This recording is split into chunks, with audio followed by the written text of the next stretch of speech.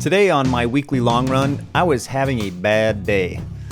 I suspected that might be the case when I got up this morning. The past week's been pretty rough with late nights and early mornings and poor nutrition and stress, and that rarely leads to feeling great on a long run in the mountains.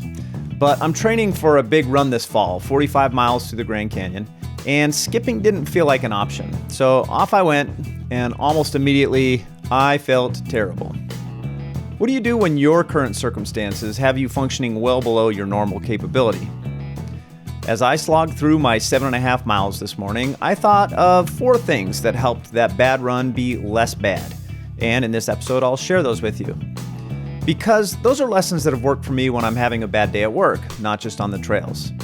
When I've got to be at my very best for a big meeting, or I'm giving a big presentation, or I'm having a crucial conversation. But first, the Humanizing Work show is a free resource sponsored by the Humanizing Work company. Humanizing Work exists to make work more fit for humans and humans more capable of doing great work. To that end, we do training and coaching in 3 areas. First, we help leaders lead empowered teams and individuals more effectively. Second, we help product people turn their ideas into good visions, experiments, and backlogs. And third, we help teams collaborate better to produce meaningful outcomes on complex work. If you or your organization would benefit from better leadership, better product management, or better collaboration, and if you find our vision for human-centric work compelling, we have capacity to take on a few new clients. Visit the contact page on humanizingwork.com and schedule a conversation with us. My first thought when I hit the trail this morning was that my energy-depleting week had made me a worse runner, and I wasn't going to be ready for the Grand Canyon. I spiraled on that thought for a minute or two there, and I considered bailing on the planned run and maybe doing a much shorter one. But then I remembered a distinction that I first heard from our good friend Jake Calabrese. Jake explained to me that there's a difference between capability and capacity.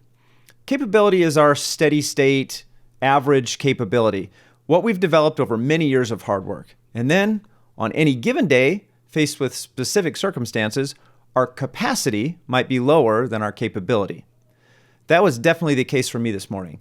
My capability hadn't dropped during the week. My capacity had. There's good evidence that a week or two off doesn't decrease cardiovascular or muscular capability. String together 2 or 3 weeks in a row and it might start to decrease, but I was far from that situation. And the same is true for our leadership capability. At our best, maybe we can tackle that harsh comment or have that difficult conversation or make the right choice in the face of uncertainty. But maybe today our capacity is diminished. That's not our new identity as a leader, it's a temporary state. So that was helpful to remember, and it reduced my stress almost immediately. I was going to be okay. And as soon as the worry stopped, I was able to adjust my goal for the day. Rather than try to set a personal best or try to push myself for more distance, more elevation, or a faster pace, I decided to focus on good form and keeping my heart rate down. Those were things that were within my control given my capacity today. And as soon as I decided to do that, I started to enjoy the run a little bit. It reminded me about something we teach related to good storytelling. If you're telling a story, there has to be some tension to get the listener engaged. And the way you create tension is to make sure the story focuses on what's at stake for the main character. The higher the stakes, the higher the tension. When our capacity is low on a given day, we can amp up the stakes by saying, I've got to perform or else. And then the tension rises right along with it. Change the stakes, and the tension melts away, freeing us up to think more creatively about our options. So tool number 2 for my long run today is to reduce the stakes, to drop the tension, and get into a more creative state of mind. As I clicked through my first mile with my new goal, I started to feel a little bit better. I glanced down at my watch and realized I was moving at a pretty decent pace with a nice low heart rate. And that reminded me of something I've heard an experienced runner say once, which is the first mile lies to you. Many times we get off to a rough start, but then our training kicks in, we get into a bit of flow state, and then we're good from there on out. Deciding the run is going to be terrible because of a bad start makes it very unlikely for us to turn it around. How many meetings or conversations are this way too? Maybe we stumble a little bit at the beginning, we get flustered, the stress ramps up, and now our capacity is even further reduced.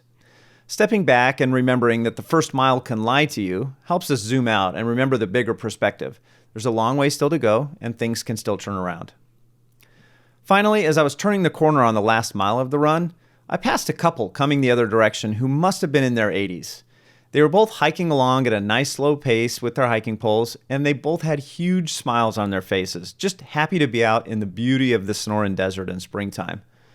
This was a great reminder to me that no matter what our circumstances, whether that's a hard run, a rough conversation at work, a challenge at home, or with a friend, focusing on the beauty of the journey can change our whole experience. Remembering that our capacity is different from our capability, that we can change the stakes to reduce the tension, that the first mile can lie to you, and to look around and enjoy the view helped me make a no-good slog of a run pretty enjoyable. Using the same tools when we're having a bad day at work can do the same. It's definitely better than knuckling down and pushing harder when our capacity is already low. What have you found works for you when you're having one of those days? Share in the comments, and thanks for tuning in.